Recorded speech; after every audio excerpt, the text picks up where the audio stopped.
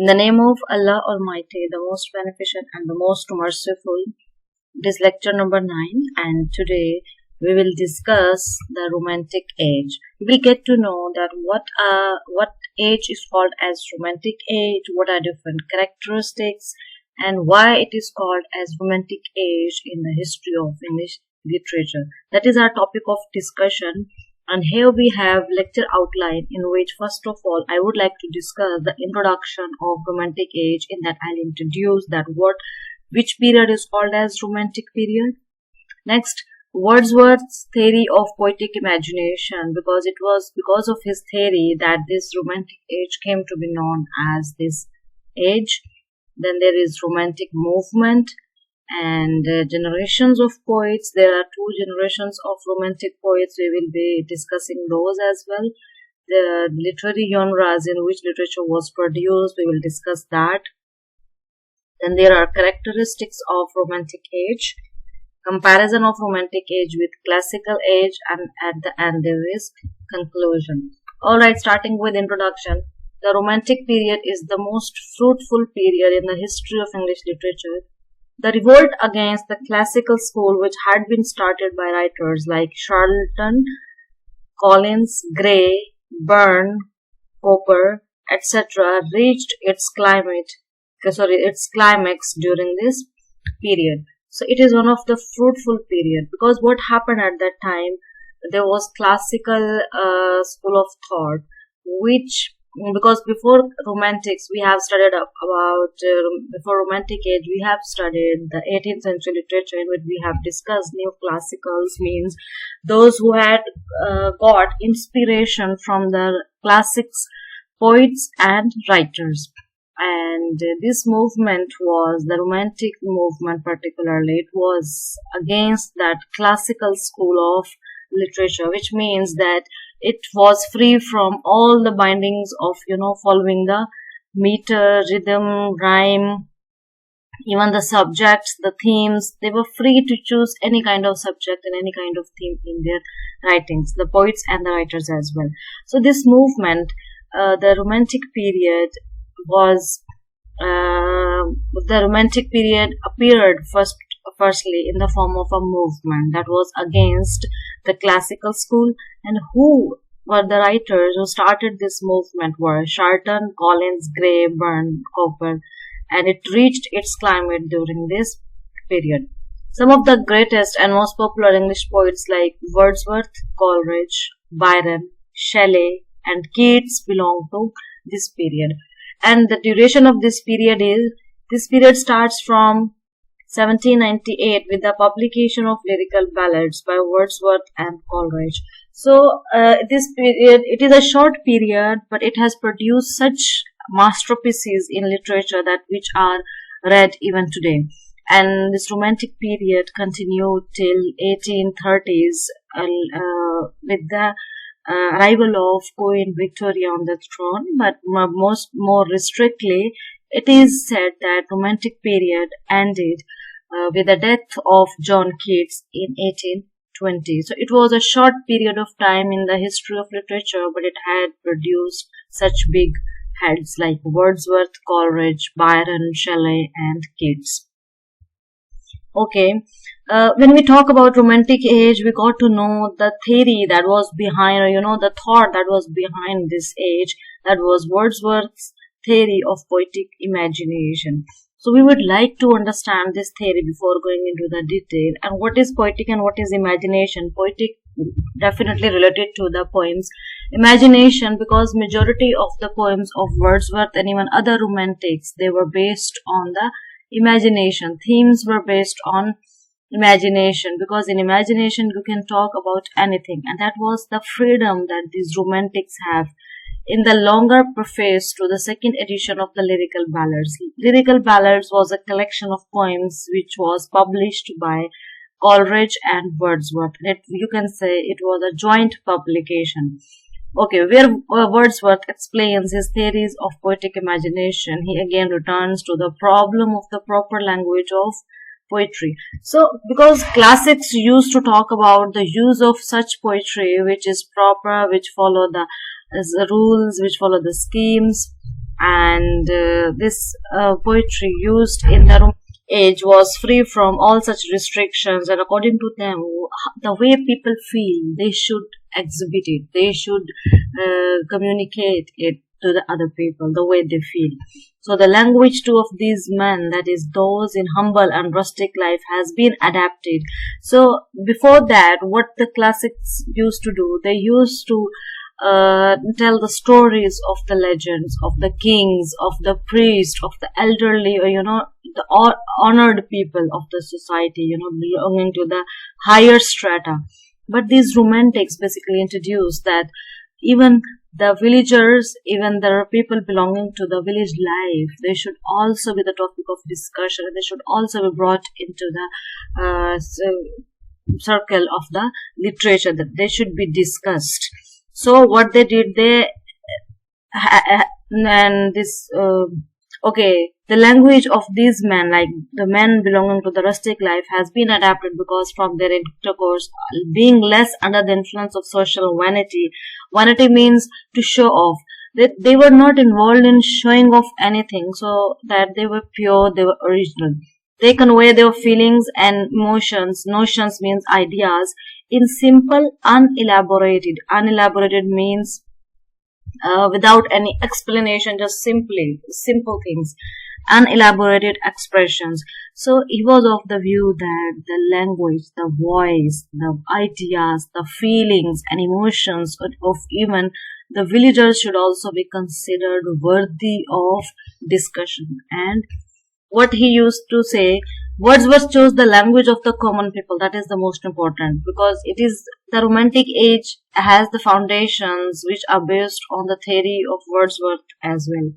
So he was of the view that the language should be of common people as the vehicle of his poetry, because it is the most sincere expression of the deepest and rarest passions and feelings. Because common people, the language of common people, they are the most sincere expression. The way they feel, their passions, it tells them everything. This was the point of attack of the artificial and formal style of classical school of poetry. The classical school talked about, very formal, artificial, very poetic language full of literary devices like imagery, metaphors, similes. They say that there is no need to bring in such artificiality. Rather, what is needed is, talk about common people and talk about the common subject. The other point at which Wordsworth attacked the old school was its insistence on the town and the artificial way of life which prevailed there. Okay, so the other point that he attacked of the old school was that they talked about the town, the artificial life. Rather, Wordsworth talked about the rustic life. Rustic means belonging to the village. He wanted the poet to breathe fresh air of the hills and beautiful natural scenes and become interested in rural life and the simple folk living in the lap of nature. So this is what he actually wanted to express in his poetry, the natural scenes, the hills, the mountains, because he believed that these are the common and the simple things which need to be discussed in the poetry. And this area of subjects are ignored by the classical school. So this is what he wanted to bring into the limelight. Wordsworth not only emancipated the poet from the tyranny of literary rules. Emancipated means to liberate, to free them.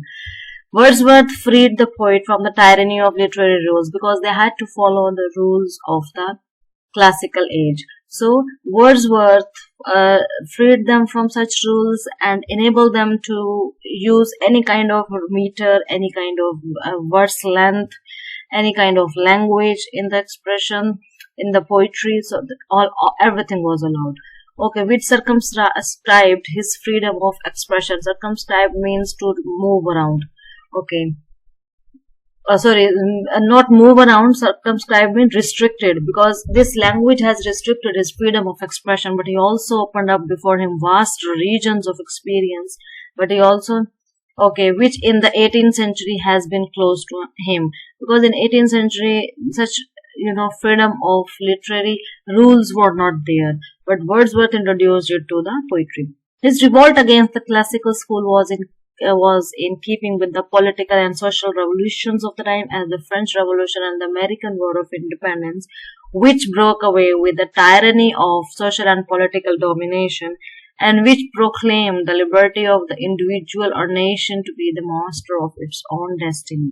So there was a revolt against classical school.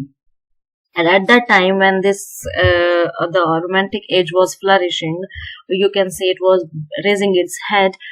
There was, political and social revolutions like French and American Revolution in the world, in America and in Europe particularly. So what happened?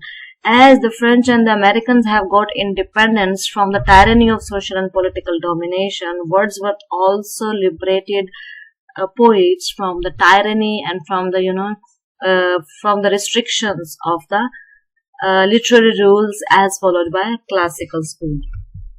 Okay, so let's discuss now Romantic movement. Romantic movement was, a change in the way literature was produced, and you can say it was the liberty from the literary rules of classical age. Just as the liberty of the individual was the watchword of the French Revolution. Watchword means the sentence, the phrase which is in common use.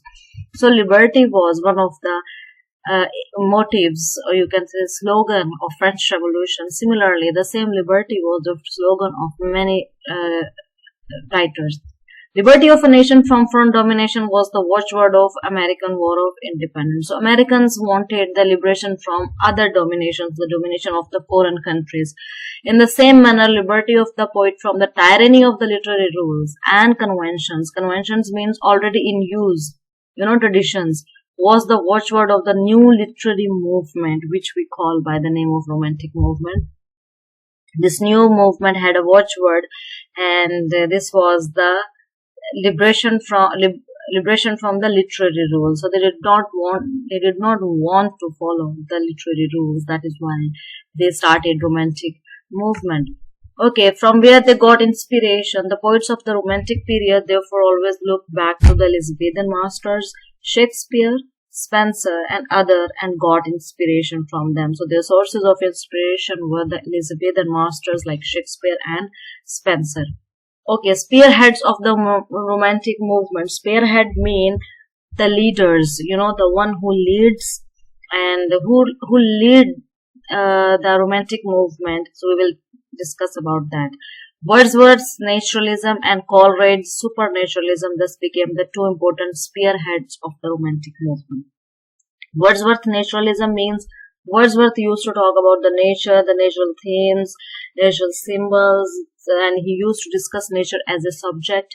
And he had a very famous concept, that is pantheism. He used to consider nature as being, manifestation of God. And he used to think that God is nature and nature is God.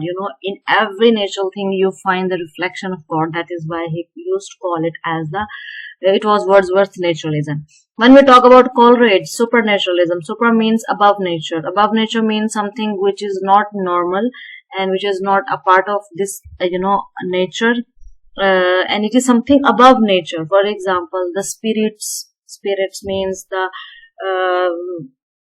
ghost type, and also the supernaturalism, something which is not of the normal natural things. Thus became they are the two important heads of the Romantic movement. Wordsworth naturalism included love for nature as well as for man living in simple and natural surroundings. So his naturalism includes his love for man, as well as he used to love the natural surroundings like the trees, hills, mountains, such that. Okay, Coleridge's supernaturalism, on the other hand, established the connection between the visible world and the other world, which is unseen. As I said earlier, he used to talk about the ghosts and the spirits which are invisible, which we cannot see with a common eye. That is why his supernaturalism, it has a different concept as compared to the naturalism. Okay, so generations of poets. There are two generations of poets in Romantic age, first generation and the second generation. So Wordsworth, Coleridge, Southey, and Scott, they belong to the first Romantic generation. Though they were in their youth filled with great enthusiasm by the outburst of the French Revolution, which held high hope for mankind, they became conservatives and gave up their juvenile ideas when the French Republic converted itself into a military empire, resulting in Napoleonic wars against England and other European countries. So what happened? They were full of passion, they were full of intensity, they had ideas, they want to talk about the nature, they had their own ideas, all right. But what happened when at the outburst of the French Revolution? All right, so they gave up their juvenile means newly born. They gave up their new ideas when the French Republic converted into a military empire. So instead of praising the nature, they started thinking about it the other way. Although they have talked about the nature, but that impact of nature is not as much as it should have been because of this military empire in the in Europe.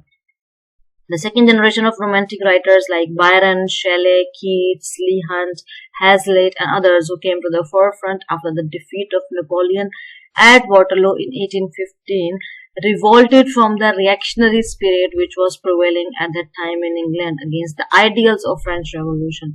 So they are the poets of the second generations, and what they did, they came to the forefront when there was a defeat of Napoleon. Napoleon had been removed, and in 1815, so they started talking about such ideas which brought freedom in them, and through which they also expressed freedom.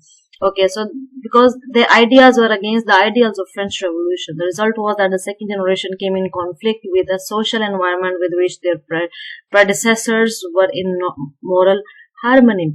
So they came in conflict, as I said earlier, because of the French Revolution.